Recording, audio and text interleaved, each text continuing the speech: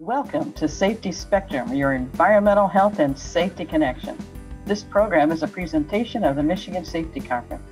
For almost a century, the annual conference has provided credible educational opportunities and valuable support to the safety and health practitioner by offering 120 instructional programs, along with exhibits highlighting the latest in safety equipment, instrumentation, and demonstrations. To learn more about the conference, please find us at MICH, safetyconference.org. Welcome to Safety Spectrum. I'm your host, Sheila I. This program is sponsored by the Michigan Safety Conference, and our topic today is basically a kickoff and special invitation to you to attend the Michigan Safety Conference for 2022, April 12th and 13th in Lansing, Michigan. Who better to talk about the conference but the board chairman, the current president, and the executive director for the conference.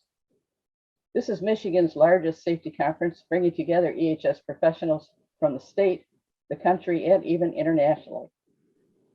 Our cheerleaders today who will talk about the conference include Debbie DiNapoli, who is Director of Safety Management Services and recently named Director of Emergency Services for the University of Michigan's Health System. She has served on the Health Care Division, the board as a past president, and is currently chairman of the board for the conference. Frank Manley of DuPont is an EHS professional with 28 years of experience in industry, with 19 years dedicated to process safety management across the pharmaceutical, aerospace, and chemical industries. Frank has served on the chemical division, board, and is current president of the conference. Our executive director, Denise McGinn, certified association executive and owner of Association Guidance, started working with the conference 30 years ago. It was named executive director in 2007. As for myself, I volunteer with the conference from my many years working in the safety profession at the local utility, city government, and Michigan OSHA. And I have served on the exhibits committee as publicity chair and my OSHA set division chair. And I've also been conference president. So first, I'd like to thank you for joining me today, Debbie, Frank, Denise. Thanks for having us. Absolutely. Yeah. Thank you, Sheila. So what I'd like to say first, for people who have never heard of us, which always surprises the heck out of me and the rest of us, is they've never heard of the Michigan Safety Conference. Deb, what is it? Thanks, Sheila. I'm very proud to say that we are an all-volunteer organization dedicated to the development and education of workplace safety and health practices in the state of Michigan since 1928. Whoa. These volunteers work diligently to provide an annual conference in the spring filled with exhibitors and quality workplace safety and health education that attracts one of the highest attendance ratings by safety professionals in the nation. As a bonus, several divisions will offer CEUs through Grand Valley State University for attendance at their programs towards many health and safety certifications. Now I'd like to turn it over to Denise for a little more history. Thanks, Debbie. Last year we celebrated our 90th year, so I had the wonderful opportunity to delve through some of the history books. And I was out in our storage shed and lo and behold found a box that had every single program from the conference from its very beginning in 1928 all the way up through current. So we have program books in the office. Some are scanned and now are housed on our website. You can find 1928 through 1960 on the website, and we're continuing to scan those. So eventually we'll have all of the programs. What I found interesting when I looked at the 1928 program was the topics are very similar to what we're offering today. We had electrical safety, accident prevention, the value of safety, all the things that are still important today were important back then, and the reason why they started the conference. We were formed as a nonprofit charitable organization. We are not part of the state. We have our own tax ID. We have our own organizational papers, so we are a separate entity, although the state of Michigan does support us very dramatically. We missed a few conferences in the early years due to the war. We also missed the 2020 conference due to COVID. So that's why the years don't match up. We're in our 91st year. It would be longer if you added all those years together. You can find other history like our past presidents. We've had a very dedicated group of past presidents. And chairman of the board, you can find that on our website as well. Just hit on the history tabs. The conference has grown over the years. What started as maybe like a 1-day, 2-day event, maybe no exhibitors at all, Slowly over time, they kept adding different components to the event. So today we have about 200 exhibiting companies in our trade show. They don't just exhibit their products and services, they also are very good educators. So if you stop by their booths, they're not going to share just, oh, we're selling you this product. They're going to tell you why that product's important. They're going to tell you how to use it, and they're going to talk about other safety issues related to their product. So it's almost, as valuable as our education sessions. We have about 120 speakers to date that will be on deck to present over 2 days. When you register, your badge gets you into all the classes and the trade show. Several years ago, we added a keynote speaker on Tuesday morning.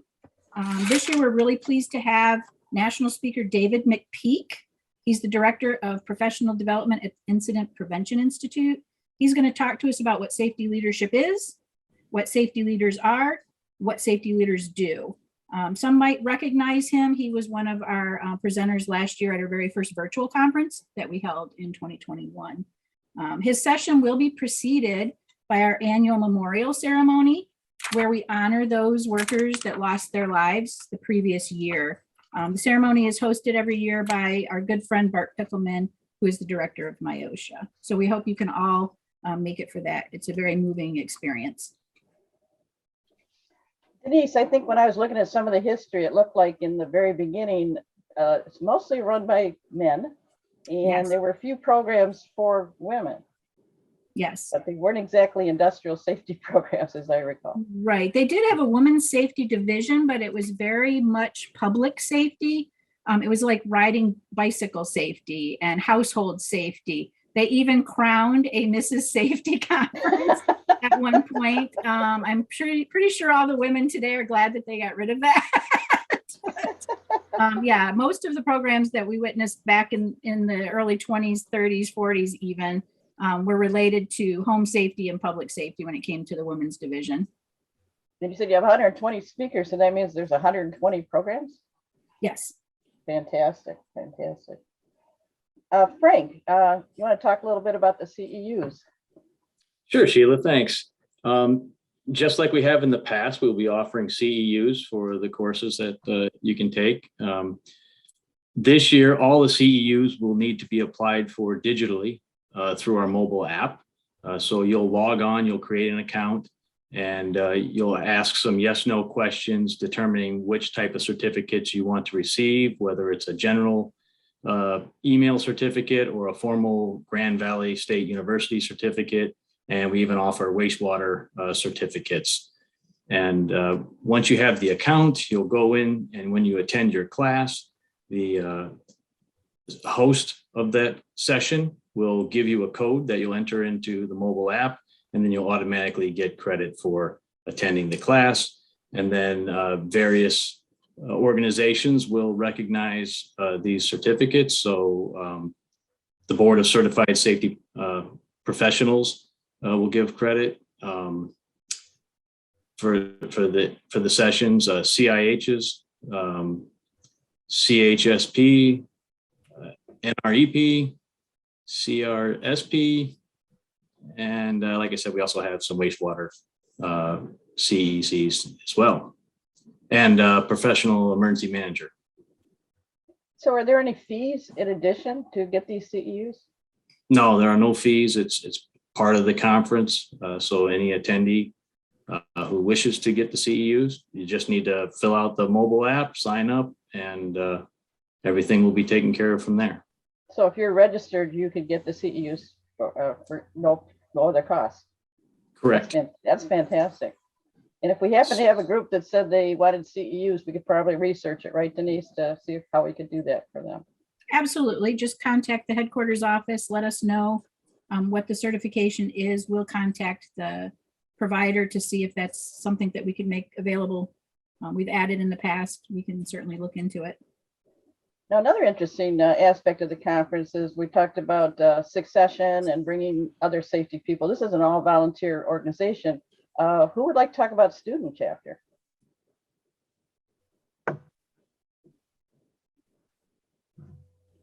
Well, I guess I will. So we do include students. We try to interest students, and they actually help us out at the conference. And we use student interns. And we use people right in the classrooms, and they actually have their own set of programs where they can meet together. And I think one of the most interesting sessions that we did is we didn't have enough to put a class together for the students. So a number of us safety pros got together and just talked about our experiences in our line of work.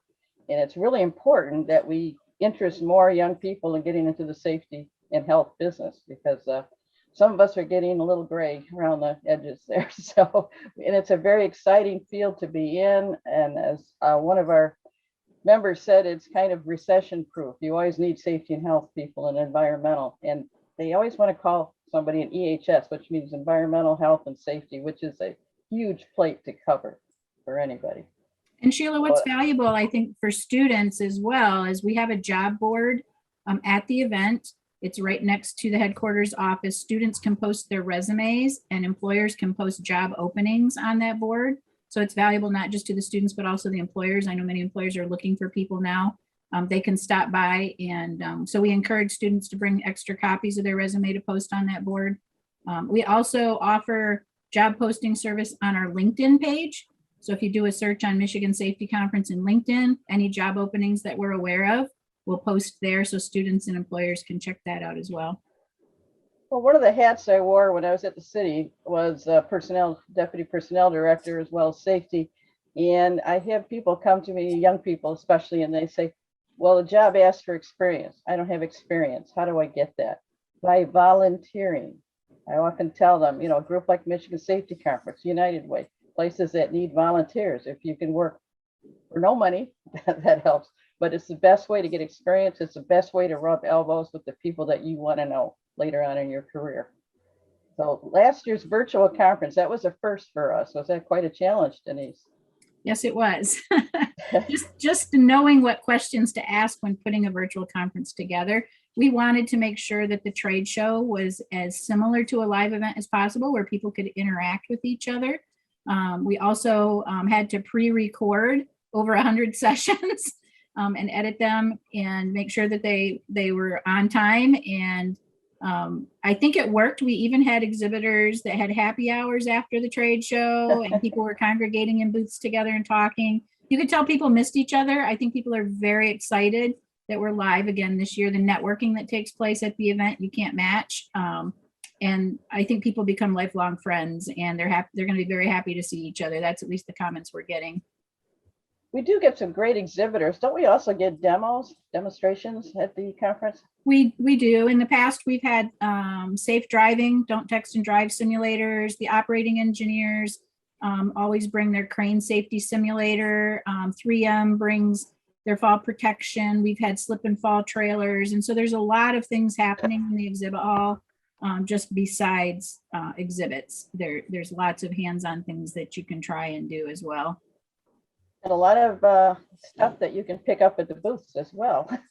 Yes. Now, I would like to highlight the breadth of this conference. We have divisions.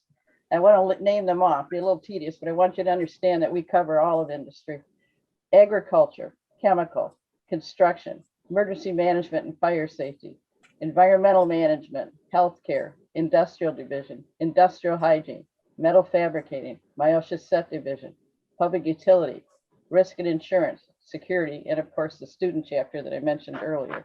This is a very comprehensive conference, and it's amazing that a group of 170 volunteers put this on. At this point, I'd like to ask Deb to talk about the division that she's been involved with the most, the healthcare division. What kind of programs you got coming up for us? Thanks, Sheila. Well, the healthcare division would be remiss if we did not do a session on COVID, as much as we would not like to. This session will be a panel discussion on the new normal and the impact of occupational safety and health programs within the healthcare setting.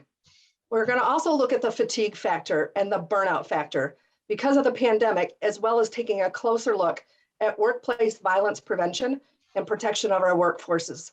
Unfortunately, many of us in the healthcare industry have really had to put up banners to remind people to be respectful and be kind.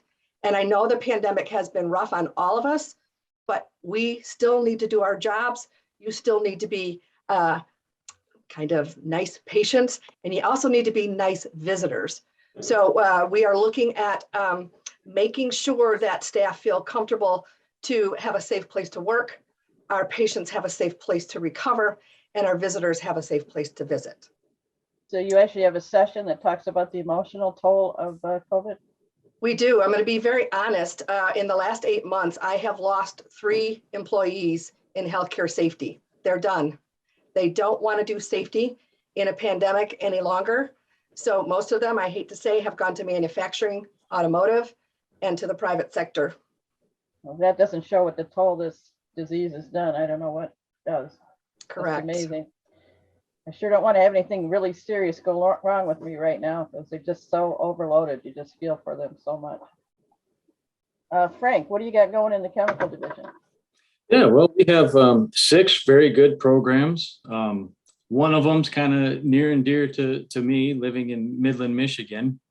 It's going to cover emergency preparedness for natural disasters, and specifically, it's going to talk about how the industrial complex here locally, which houses Dow and DuPont and other chemical companies, how they prepared for their response to the Sanford Dam break, which caused massive flooding, impacted the community tremendously.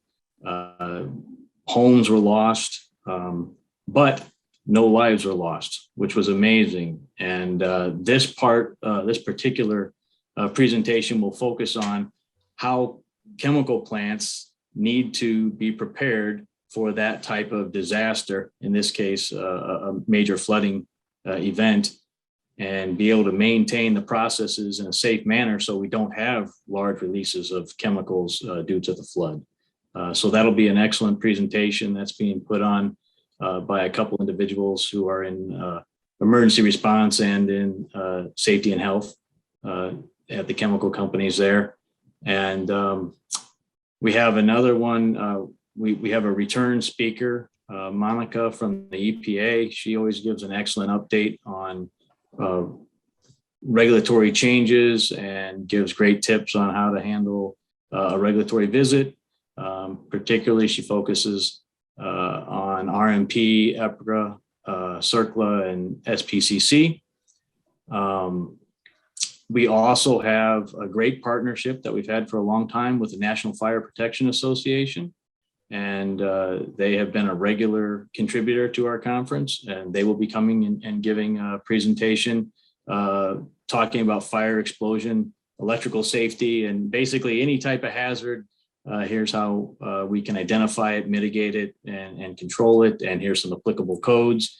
So it's always a great opportunity. If you have specific code questions, you can get contacts directly in the NFPA, know who's on the committees, and get answers to some of those questions you might have had about how do I interpret this particular line in the code.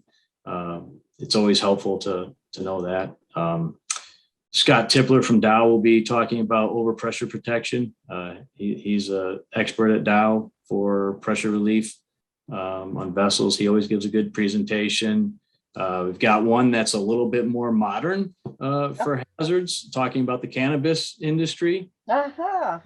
People don't realize that there are a lot of hazards in some of these larger cannabis operations. There's a lot of flammable materials that are used. There's some toxic materials. There's a lot of CO2 used, and propane, butane, sometimes benzene. There's different chemicals there, and you may or may not be covered by various regulations when getting into that.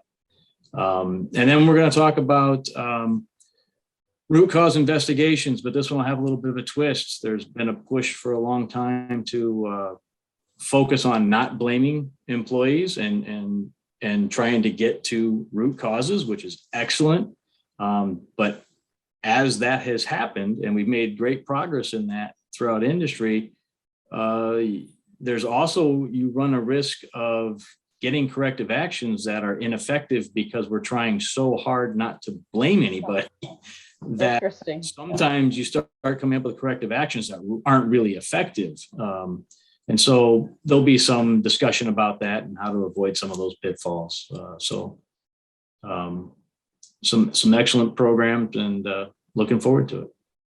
Denise, do we have any programs about drug use in the workplace this year? I'd have to look that up. I'm not positive. I know we have in the past. Okay, yeah, I was just curious. Sounds like a good program, a set of programs there, Frank.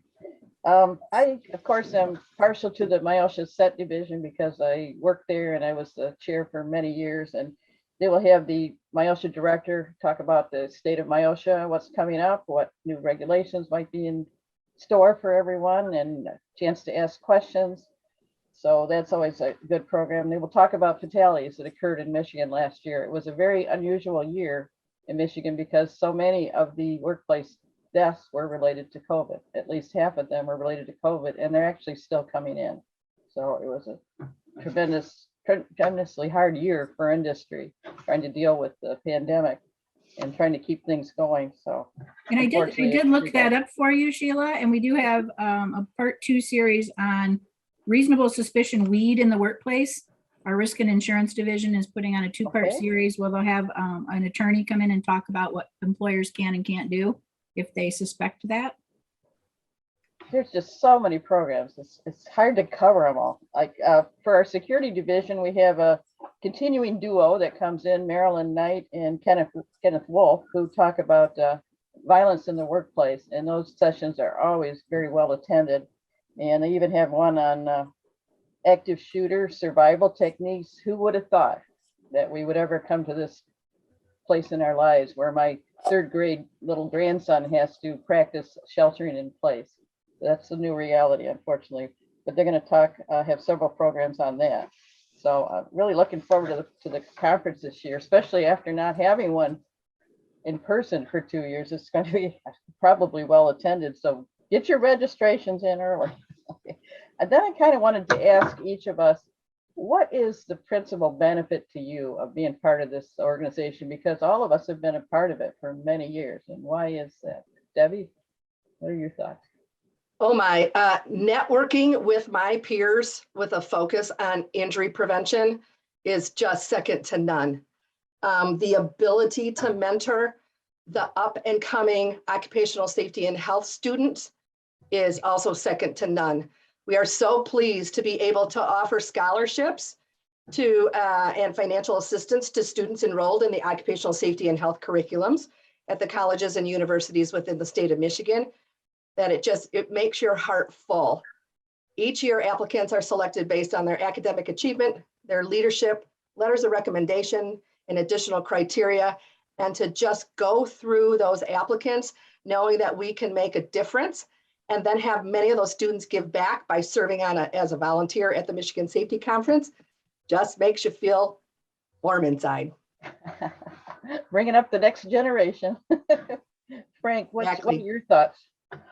Yeah, well, I echo everything that Debbie said, but I guess 2 things jump out. One, every time I meet with our group of volunteers, I learn something. But without a doubt, every time I attend the conference, I walk away with something that I can use in the workplace that's beneficial to everybody there.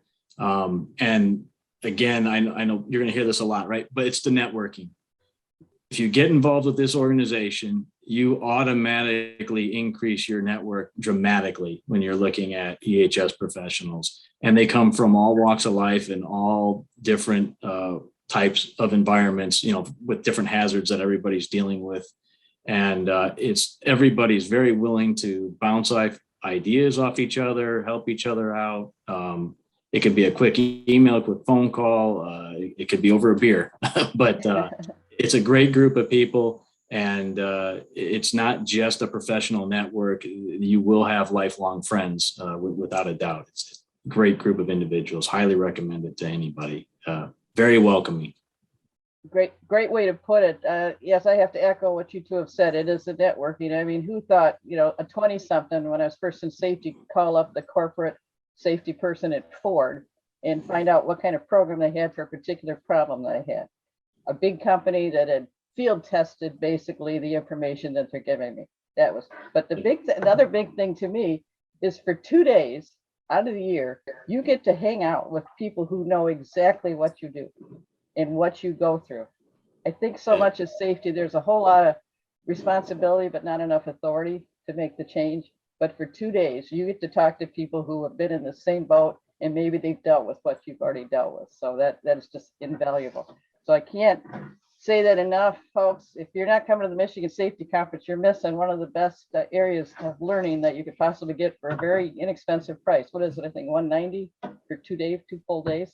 That's correct. And, we're lucky that we can keep the price low. I think a lot of that has to do with the fact that we have wonderful sponsors. Our keynote sponsor, UAW Ford Health and Safety, has done that for us for many years.